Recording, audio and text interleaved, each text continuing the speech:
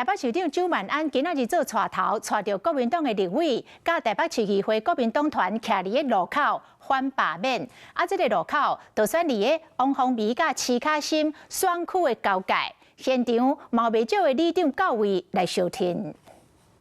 谢谢。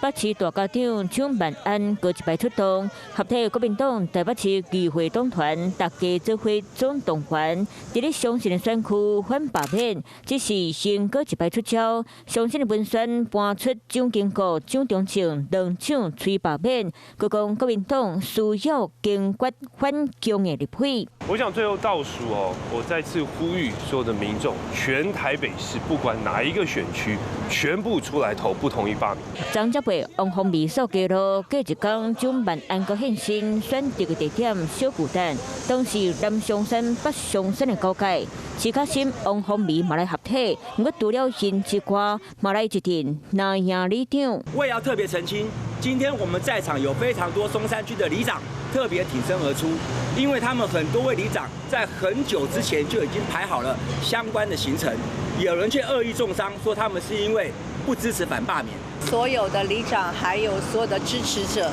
在7月26号，大家都会一同出来支持，不同意罢免。真正放弃去当会的主持媒体人赵少康，嘛个一摆出面支持王凤美。所以就是比投票率啦，再投洪为一次啊，因为你当时支持了洪为，现在要罢免洪为，对当时支持他的人来讲就是一个羞辱嘛。7月6大后日特别投票，拿赢6战，行到巷仔内拜托大家，希望每一张选票拢会当支持新。